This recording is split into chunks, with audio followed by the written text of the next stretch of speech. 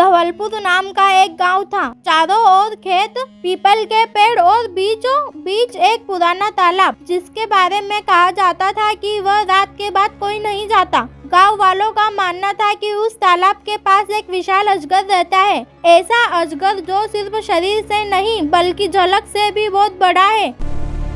उसी गांव में रहते थे रामदेव और सुमेधा। दोनों की शादी को 7 साल हो चुके थे, पर उनकी जिंदगी में एक खालीपन था। कोई लड़ाई नहीं, कोई नफरत नहीं, फिर भी कुछ अधूरा था। हर शाम जब सूरज ढलता, रामदेव खेत से लौटता और सुमेधा चुपचाप दिया जलाती। दोनों साथ होते थे, फिर भी मन कहीं और भटकता रहता। मैं आपसे नाराज हूँ। बेटा शांत हो जाओ। अब मैं सो रही हूँ।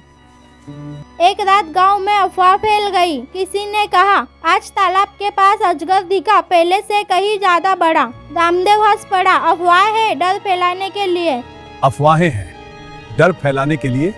लेकिन सुमेधा चुप हो गई। उसी रात उसे नींद नहीं आई। अगली रात तेज हवा चल रही थी। सुमेधा को लगा जैसे कोई उसे पुकार रहा हो। वो बिना किसी को बताए धीरे धीरे तालाब की ओर चल पड़ी।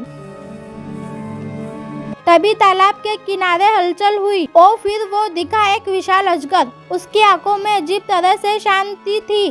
कूदता नहीं बल्कि गहरी आंखें थी। सुमेधा डर से जमी रह गई। अजगर ने फुफकारा नहीं, बस एक भारी आवाज आई, डरो मत, मैं तुम्हें हानि नहीं पहुंचाऊंगा।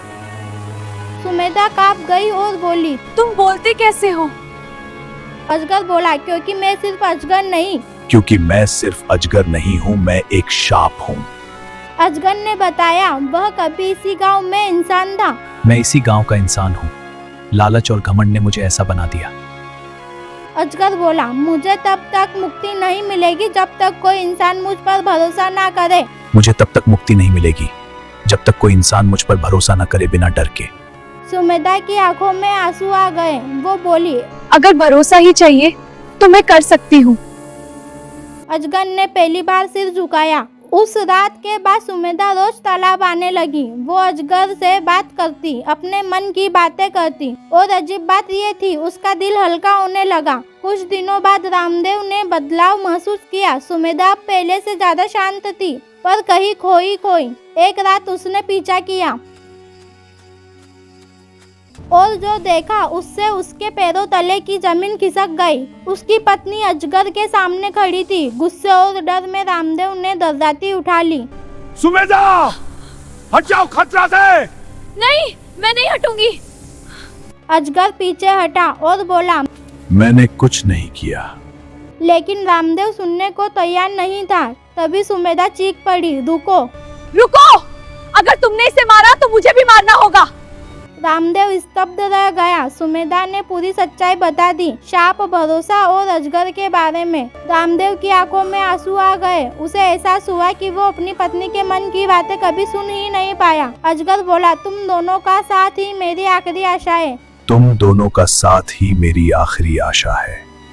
रामदेव ने कांपते हाथों से अजगर के सिर पर हाथ रखा। अगर भरोसे से शाप टूटता है तो आज से हम तुम्हें दुश्मन नहीं मानेंगे। तेज हवा चली, तालाब का पानी उफनने लगा। अजगर के शरीर में रोशनी फैल गई और फिर अजगर वहाँ नहीं था। उसकी जगह एक आदमी खड़ा था, बूढ़ा, थका हुआ पर मुक्त। वो दोनों के पैरों में गिर पड़ा। आज तुमने मुझे नई इंसानियत को बचाया है। अगली सुबह गाँव वालों को बस इतना पता चला कि तालाब के पास कोई डर नहीं है। रामदेव और सुमेधा की जिंदगी बदल चुकी थी। अब वो साथ रहते थे, सच में साथ। और तालाब के किनारे एक पत्थर पर लिखा था, भरोसा ही सबसे बड़ा बल है। इस कहानी से हमें यह शिक्षा मिलती है कि हमें डर से नहीं, भरोसे से रिश्ते और शाप दोनों टूटते हैं।